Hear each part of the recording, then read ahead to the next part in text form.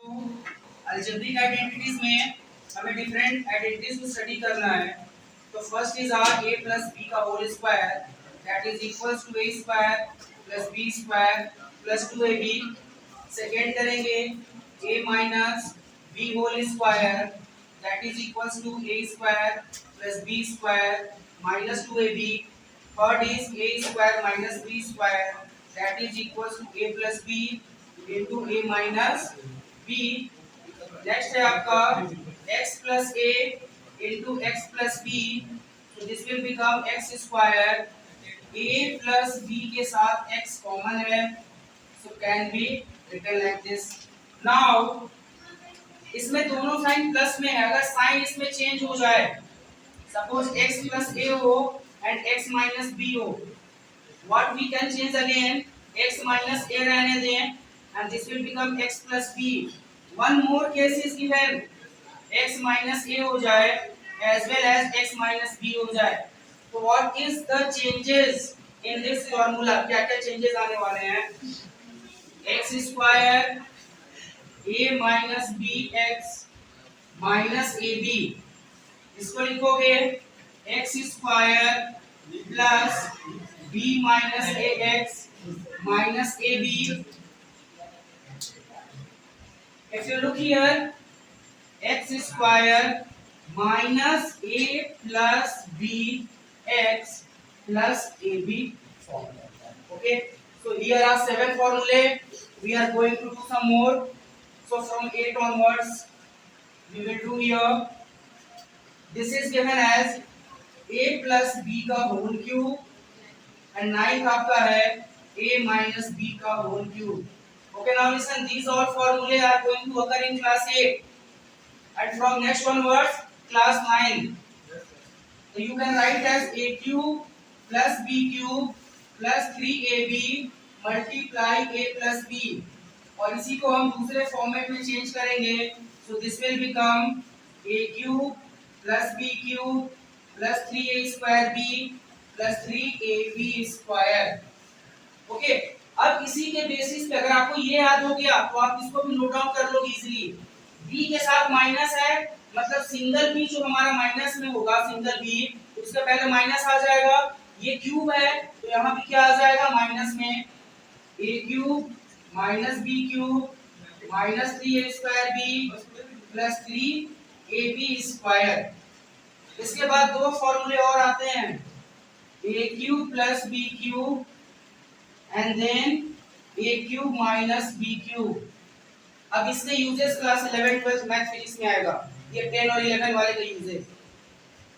तो a plus b a square minus ab plus b square a minus b a square plus ab plus b square. एक class 10 के ट्रिको में last exercise में question given है जिसमें इन दोनों formula के बिना सॉल्व नहीं कर पाओगे। ये फार्मूला अप्लाई किए, you can easily solve it. Then एक हमारा स्पेशल फार्मूला गिवन है क्लास 9 में, x cube plus y cube plus z cube minus 3xyz, इसके इक्वल होता है 1/2 x plus y plus z x square plus y square plus z square minus xy minus yz minus zx। Okay, अब इस formula में क्या है, suppose we are given a condition कि if x plus y plus z equals to 0, ये formula number 12 हर government exam के लिए काफी इंपॉर्टेंट हो जाता है। इसमें से क्या दिया रहेगा कि x plus y plus z की वैल्यू क्या है, 0 है। जब इसकी वैल्यू 0 होगा तो दैट मींस RHS के सारे टर्म 0 हो जाएंगे। तो जब आपके RHS के सारे टर्म 0 हो गए तो this will become x cube plus y cube plus z cube equals to 3 of x y z। ये हमारा एक स्पेशल केस बनकर आ जाता है। तो इसके बेसिस पे सपोज मैं आपको क्वेश्चन दे दूं एक,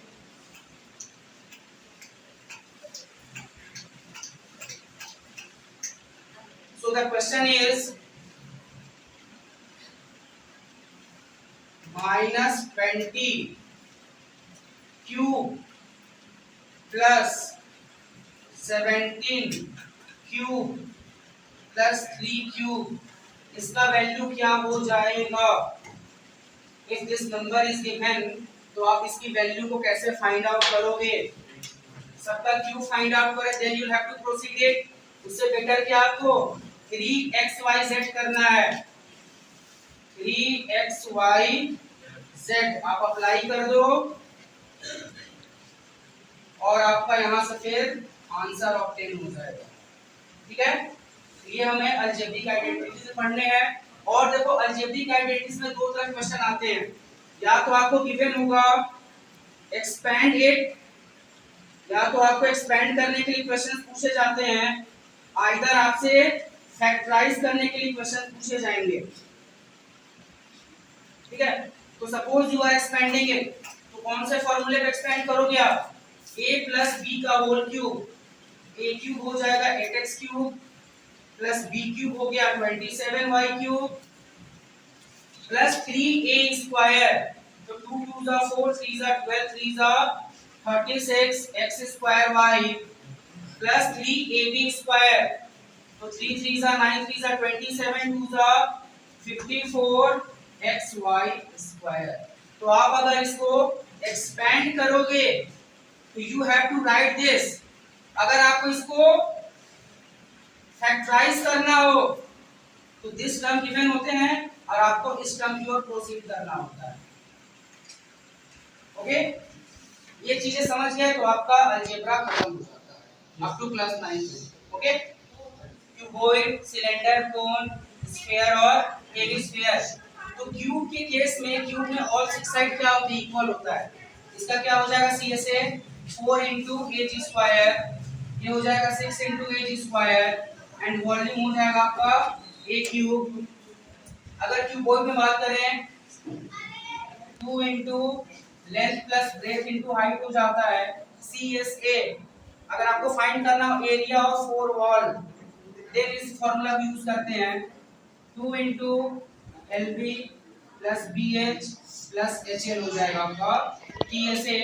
इसका वॉल्यूम हो जाएगा L into B into H। Now come to the cylinder, radius होगा, एक आपका हाइट हो गया, यहाँ से CSA निकल जाता है 2 पाई RH। अब देखो 2 पाई RH में क्या करेंगे, यहाँ का पाई R स्क्वायर और यहाँ का पाई R स्क्वायर, मींस 2 पाई R स्क्वायर को ऐड करोगे इसमें, तो 2 पाई R स्क्वायर को ऐड करने पे 2 पाई R कॉमन हो जाएगा, तो will become 2 pi R in bracket R plus H। अब इसका वॉल्यूम हो जाता है पाई R स्क्वायर H की वैल्यू। कोन में बात करोगे तो ये रेडियस, ये हाइट और ये स्लैंट हाइट L हो जाता है। स्लैंट हाइट L फाइंड करने का रूल है h square plus R square. यहाँ से कोन का CSA हो जाएगा पाई RL, TSA का मतलब एक पाई R स्क्वायर ऐड करेंगे इस फॉर्मूले में, so this will become pi R in bracket R plus L। कोन का वॉल्यूम सिलेंडर का वॉल्यूम का 1/3 होता है, so will become 1/3 pi R square H हो जाएगा। देन आ जाओगे स्फीयर में, स्फीयर का CSA 4 पाई R स्क्वायर। इसके CSA की बात करो या TSA की बात करो सेम रहता है, but what about the volume 4/3 pi R cube. अब हेमिस्फीयर में बात करोगे तो हेमिस्फीयर का मतलब दिस इज CSA निकालेंगे, इसका हाफ हो जाएगा 2 पाई R स्क्वायर। एक सर्कल ऐड है पाई R स्क्वायर, 2 पाई R स्क्वायर में एक ऐड हो गया तो बन जाएगा 3 पाई R स्क्वायर। स्फीयर के वॉल्यूम का हाफ होता है, तो next will become 2/3 pi R cube. तो ये सारे 3 डायमेंशनल फार्मूले हैं जो 9 और 10 के सारे क्वेश्चंस को सॉल्व करोगे। Okay, related to class 10, whatever formula we are going to study, I'm just showing you future. You are moving in a time machine. Okay, so first हमारा Euclid division lemma. According to that, वही जो class 2 3 में पढ़ कर आए हो आप, divided equals to divisor into quotient plus remainder. Okay, dividend equals to divisor into quotient plus remainder. इसके बेसिस पे क्या होगा हमारा यूक्लिड डिवीजन लेमा फार्मूला बन जाता है। नेक्स्ट है आपका सपोज कोई हमारा नंबर a अपॉन गिवन है, a अपॉन b है, how will you decide whether it is terminating और नॉन टर्मिनेटिंग। तो अगर ये टर्मिनेटिंग है, सपोज कोई भी हमारा फ्रैक्शन में नंबर गिवन हो, वो टर्मिनेटिंग है या नहीं टर्मिनेटिंग है, उसके लिए क्या रूल है कि जो आपका डिनोमिनेटर होता है वो किस फॉर्मेट में होना चाहिए, 2 का पावर m इंटू 5 का पावर n। अगर इस फॉर्मेट में आ गए तो हमारा वो नंबर क्या हो जाता है, डिविजिबल हो जाता है और वो हमारा टर्मिनेटिंग होते हैं। ओके, ये चैप्टर फर्स्ट में आने वाले फॉर्मूले हैं। देन चैप्टर सेकंड की बात करोगे आप, तो सपोज हमारे पास एक क्वाड्रेटिक इक्वेशन गिवन है x² plus bx plus c equals to 0। यहां से हमें फाइंड आउट करना है रूट्स की वैल्यू। तो अगर हमें सम ऑफ रूट करना हो, तो सम ऑफ रूट मतलब इसके रूट हैं दो रूट, अल्फा और बीटा, इनका सम क्या होगा और इनका प्रोडक्ट क्या होगा। इनके सम की बात करें it will become -b upon a, और इनके प्रोडक्ट की बात करें it will become c upon a।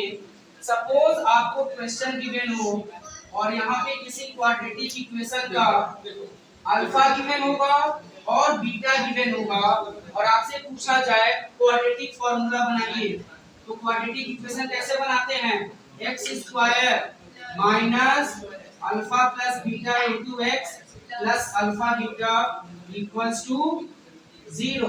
Okay, इस फॉर्मेट में क्या कर सकते हैं, हम इसको सॉल्व आउट कर सकते हैं। ये तो था हमारा क्वाड्रेटिक इक्वेशन। अगर हमारे पास क्यूबिक इक्वेशन आ जाए तो just look at here, cubic equation कैसे फॉर्म होगा,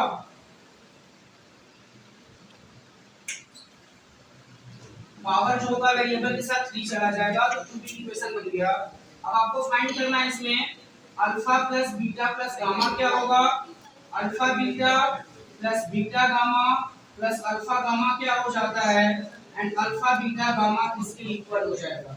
ओके, इसकी वैल्यू हो जाएगी -p अपॉन a के इक्वल्स, इसकी वैल्यू c अपॉन a के इक्वल, इसका वैल्यू -d अपॉन a के इक्वल हो जाता है। Okay, so these are the required formula।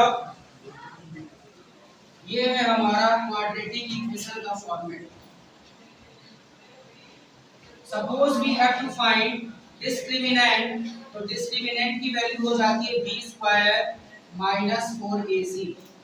Now there are 3 conditions, अगर d ग्रेटर देन 0 हो, d इक्वल्स टू 0 हो और d लेस देन 0 होगा, तो इस केस में क्या हो जाएगा, real and unequal roots obtain होते हैं। इस केस में हमें क्या ऑब्टेन होगा, रियल एंड इक्वल रूट्स, और इस केस में क्या होता है, नो रियल रूट्स, कोई रियल रूट्स हमें ऑब्टेन नहीं होता।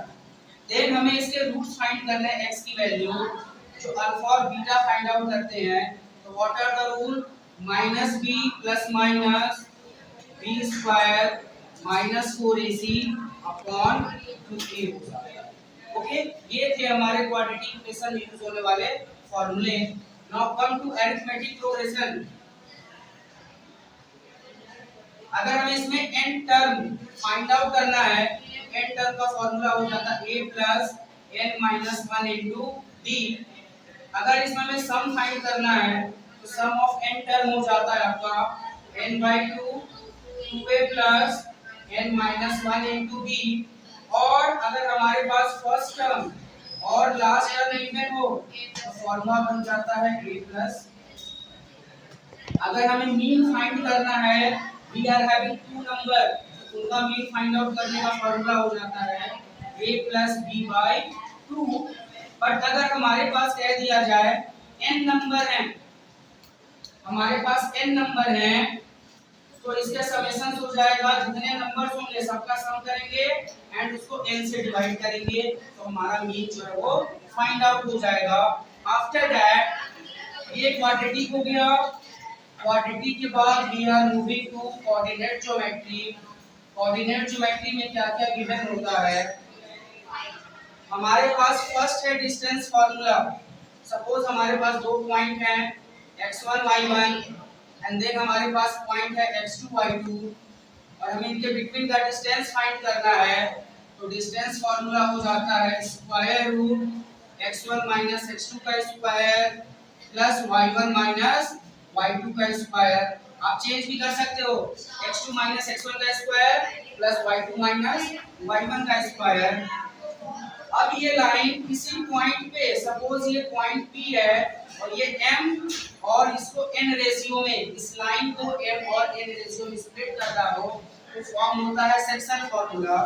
और सेक्शन फॉर्मूले में हमें इस कोऑर्डिनेट की value, suppose this coordinate is x, this coordinate is y, इसकी वैल्यू फाइंड करना है x2 plus m2 x1 upon m1 plus m2।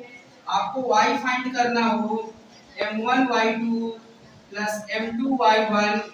ये है आपका m1 and this is your m2। So for that conditions we are doing it. ठीक है, ये coordinate के दो फार्मूले होंगे, formula number first and this is your formula number second. Now come to the area of triangle. This is new for each and everyone. ये coordinate x1 y1 है, ये कोऑर्डिनेट x2 y2 है and this coordinate is x3 y3। इसका area क्या हो जाएगा अगर आपको एरिया फाइंड करना है? हाफ